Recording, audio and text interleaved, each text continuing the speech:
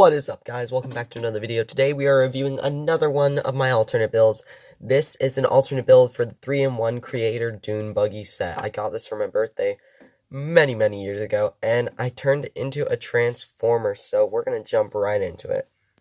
So this guy was a bit difficult to make since he did not have a lot of joint or clip pieces. So starting at the legs are just attached on.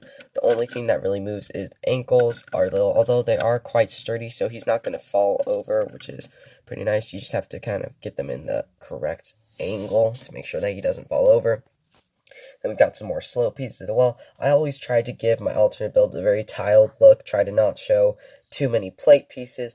There is some seating in here, and we're going to get into that later, as well as an engine and the head for the transformer as well. I had to improvise for that since I couldn't really figure out how to use like eyes and stuff. And over here we can see the wheels as well as the side of the build, which is quite lacking in bricks and whatnot, and it is all built on this giant plate in the back. And I forgot to mention something as well. There is this sort of grill piece on the front attached by a clip.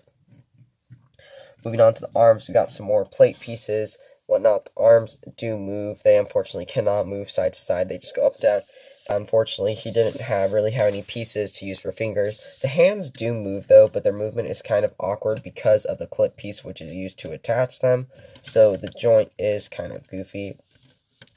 And just like with some of my other alternate builds, the clip pieces used for the legs make this very hard for it to remain stable, especially when I'm using one hand to man the camera. But, I mean, that pretty much sums it up for the robot mode. And now we're going to get into the vehicle mode. And now we're going to transform him. So, unfortunately, I couldn't figure out a way to just have the legs just transform. So, you're just going to take the legs off. They attach very easily, and sometimes the arm joints do come off since I had to improvise for them, so they are just basically just pipe pieces stuck into some other pieces to kind of just get them to attach. And the wheels are attached to the arms themselves, so they do come off sometimes, but as long as you're careful, they shouldn't. And I'm having a bit of trouble getting this particular wheel back on. I'm not sure if that's having to do with the body or... Okay, yeah, sorry, I was just looking at it from the wrong angle. And the fingers should come to rest on these plate pieces, so that kind of just locks that all into place. And as long as you've got it securely attached, shouldn't go very much.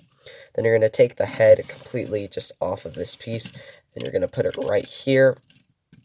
And if you're going to put a minifigure in, this is the time that you want to do it, since once you've got the legs in place, it's very hard to fit one in. So you're just going to want to put your minifigure there. And I always recommend holding the bottom when you're doing this, because if you push down too hard, then these things are probably most likely going to break for you.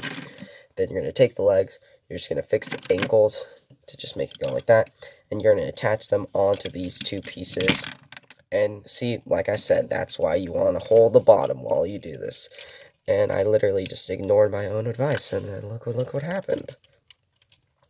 Yeah, this isn't the most sturdy alternate build. I honestly would use this one more for display than, like, with playing, since, like, all alternate builds are, in a sense, fragile, since you're using the pieces in a way that they weren't meant to be used. But this one in particular is one of the more fragile ones that I have built. So we're going to go ahead and fix that. And you do have to make sure that these pieces are pushed far enough out so the arms don't come into contact with anything. In the end, you've got this sort of car build, which is, it's pretty messy, but it looks pretty good. We've got the grill on the front, we've got a bunch of plate pieces, bunch of slope pieces and honestly, it just comes together. On the side, it is a bit bare. I could have added in some more pieces here to kind of make it look like a more closed car. If he crashes this thing, or if your minifigure crashes this thing, yeah, they're not surviving that. I'm sorry. Like I said, you're going to want to push these arm pieces out, or else this slow piece right here is going to interfere with these pieces that have the wheels attached to them.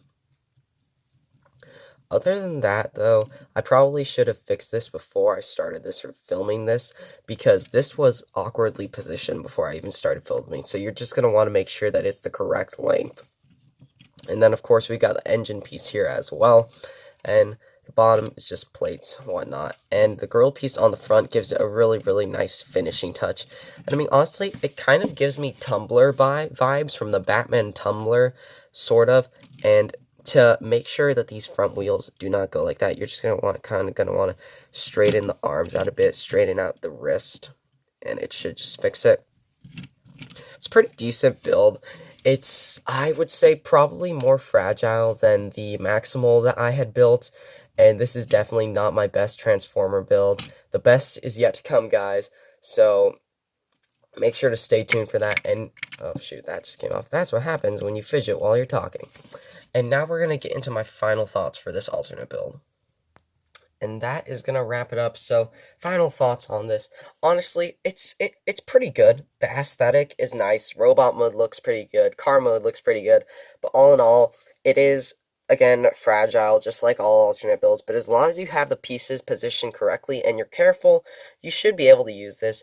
I would like to attempt to use some of these Transformer alternate builds in a stop motion, or I may just pick up some Transformer toys myself to use in a stop motion.